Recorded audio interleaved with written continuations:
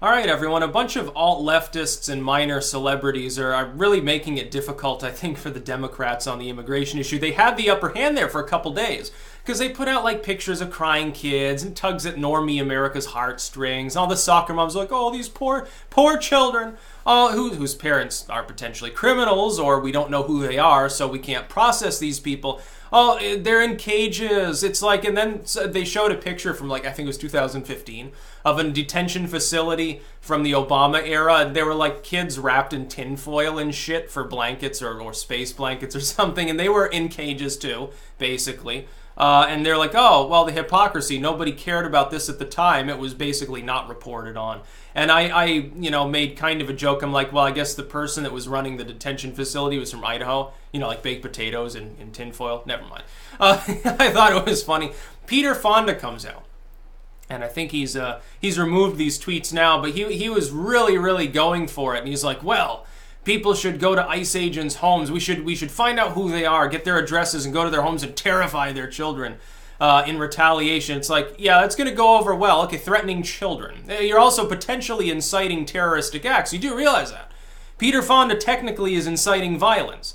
Going to someone's house and trying to terrify their children, you're going to get shot if you try to do that. And probably rightfully so. Look, what do you think would happen? Like, you have kids and a mob shows up outside of your house of a bunch of people with more dye in their hair than they have brain cells, and they start shouting and stuff about harming your children.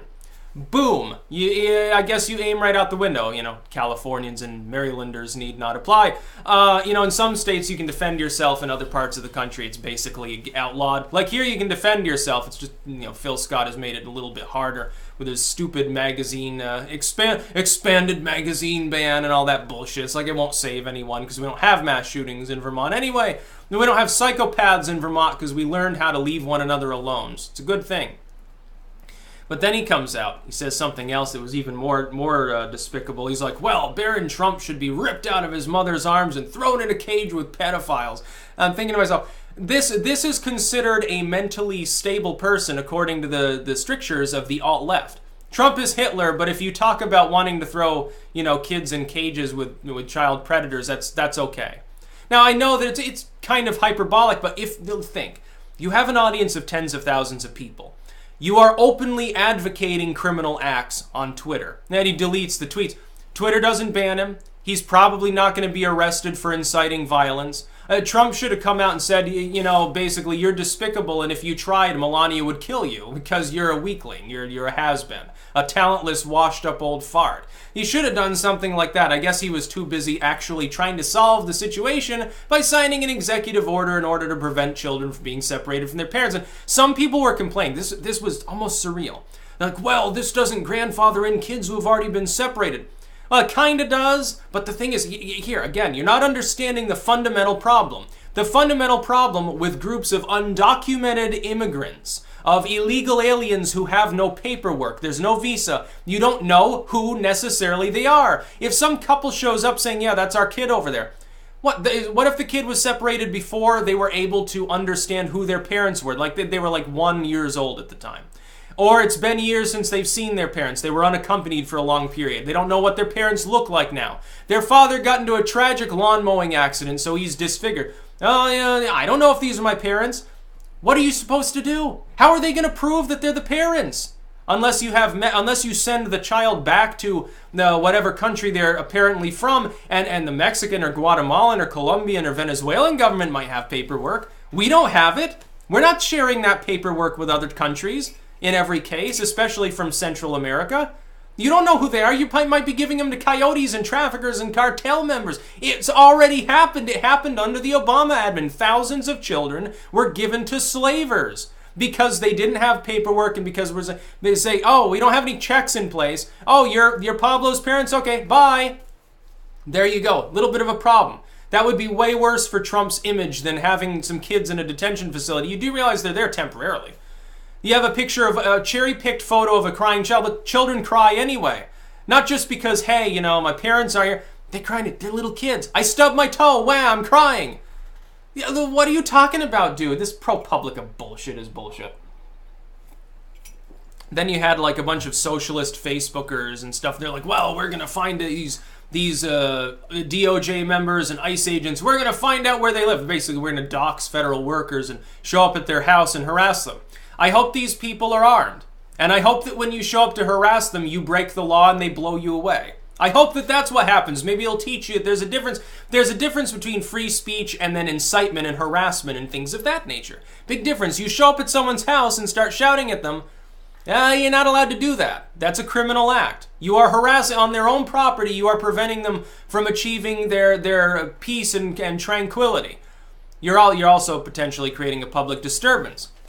But these people are lawless individuals. I mean, these are like this one individual who looks exactly like the meme that I mentioned.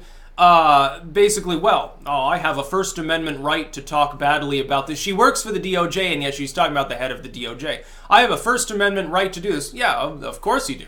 You do not have a First Amendment right to incite others to go and violate others' property rights and trespass on their land, though. Nope, you don't have that right. You don't have the right to tell other people, insinuating that you have command, by the way, over these people, which, it'd be hard for these people to command even their own fucking bowels after their weird lifestyles. When you live on a diet of just marijuana edibles, yeah, you're getting a little bit too much fiber. Could be a little bit of a problem. Diabetes from all the chocolate sauce that you smear on your cannabis, I guess. These people are potentially inciting criminal acts. Put them in jail then. Throw them in a cage. Yeah, a real one, an actual prison, not a temporary detention facility. And these people would cry about their First Amendment rights being taken away. Meanwhile, these are the same people who think that you should be deplatformed and not be able to have a job or a family or use a bank because you said something mildly offensive online.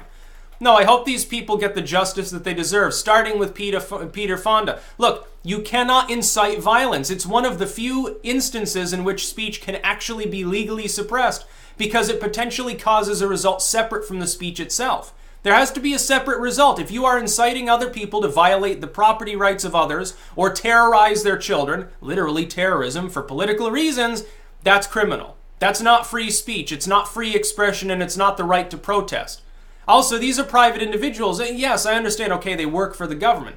So do IRS agents. What? Can you say, well, I got stiffed on my taxes. I'm going to go to the IRS agent's house, and I'm going to start yelling at them and screaming at their children how I want them to be put in cages because their parents are evil. What do you think's going to happen to you? That's illegal. It's called leave others the fuck alone. If you don't like the situation, you should be protesting outside of Congress. You should be protesting against people who have consistently dragged their heels and obstructed, not just Democrats, Republicans too, and refuse to touch the issue. Go out and protest outside Chuck Schumer's house. Chuck Schumer's the one that's saying, well, no, I'm absolutely not going to sign off anything. Trump needs to do it by executive order. So it's non-binding, potentially unconstitutional, and then potentially removed by any future president. In other words, you don't want to solve the problem. I hope, more than anything, that the American people hand the Republicans more power in the Senate so that they don't have to use the nuclear option and can pass whatever legislation that they want on immigration. I hope they fund Trump's wall fully. I hope they strike down sanctuary cities and states. I hope that they proceed with their lawsuit, sue California into bankruptcy.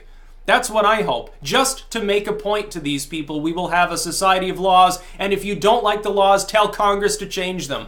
Don't expect some executive to use a stroke of their pen to pass something that can be undone at any given time, struck down by a court as unconstitutional at any given time. Any court in the land now can strike that back down. Because it's not coming from the legislature. It hasn't been voted on properly. It hasn't gone through any rules committee. It's just Trump signing a piece of paper. And if he grandfathers it in, it won't matter because it's not going to help in a situation where you don't know who the kid is. Oh, no, we can't. We don't even know that he's telling us his real name. We don't know if these people that showed up are actually his relatives or actually legal guardians. We don't know. Which is more humane? You put him temporarily in a detention facility. Yes, it might have bars on it. It might be a secure facility. It probably doesn't look the greatest. The food may stink a little bit. So it's sort of like a Michelle Obama school lunch. Is that more humane to try to figure out who the kid is, who the parents are, the guardian, and not give them over to slavers, or just to hand them off to the next person who happens to have a Mexican-sounding fucking last name who shows up saying, yeah, that's my kid. Oh, all these other kids are mine too. Yeah, they're mine because I'm going to sell them to other people. That's how it works. That's not humane. Putting Trump's image on there looking down at the crying Guatemalan girl, that is such propagandist bullshit. It didn't take you long to make that cover now, did it? You know, every other time that every other time that Time magazine puts Trump in an unflattering cover, his approval suddenly rises because he does something that totally scrambles their minds. Remember when they said it was the big meltdown during his campaign, and then that's when he started to really bash Hillary Clinton? Or at first the Republicans and then Hillary Clinton? They've done this like 3 or 4 times. It's almost like anytime Time magazine puts Trump on the cover, Trump suddenly does something spectacular. And Schumer already was making it hard for the Democrats to make immigration a proper issue. Now you get Fonda threatening little kids, and you've got a bunch of self-proclaimed socialists and communists doing the same thing. Who do you think? It's just like when people were rioting in Chicago and attacking people. And Trump, all of a sudden, his approval starts to rise. He starts really kicking ass because what are his enemies doing? Terroristic things. They're throwing shit at the police and punching people out and saying, punch the Nazis. In other words, punch the deplorables. Punch several tens of millions of people. Get them on the ground so that they know better than to vote in the future. Those evil, white males or whatever it is. Straight white Christian males, and some of them being pagans, of course, because they've disowned pagans and atheists, by the way, in the left. Yeah, now they're embracing other. It's like really weird how they deal with religion. I don't understand anymore. Remember that? How the majority of Americans went from saying, Trump is wrong on these issues to saying, maybe Trump's people aren't the bad ones. Maybe it's this other side that's being violent. That's what they're going to see. They're seeing you threaten children. Do you think if the optics are bad when you have children detained in facilities, even if it's for their own protection, by the way, if that looks bad, isn't going on Twitter and saying that you're going to attack children at the DOJ members and ICE agents' homes? Oh, we're going to go to the cop's house and we're going to terrorize their kids because they, BLM or something. That's a terrible idea. Number one, you may not survive the encounter. Number two, the optics of it are horrible. For someone like me, looking at that, who looks worse? The socialists that want to show up and terrorize kids? Or the U.S. government for actually having a coherent system that was in place by the middle of the Clinton administration? I'd say the former looks worse. That's about all. Peace out.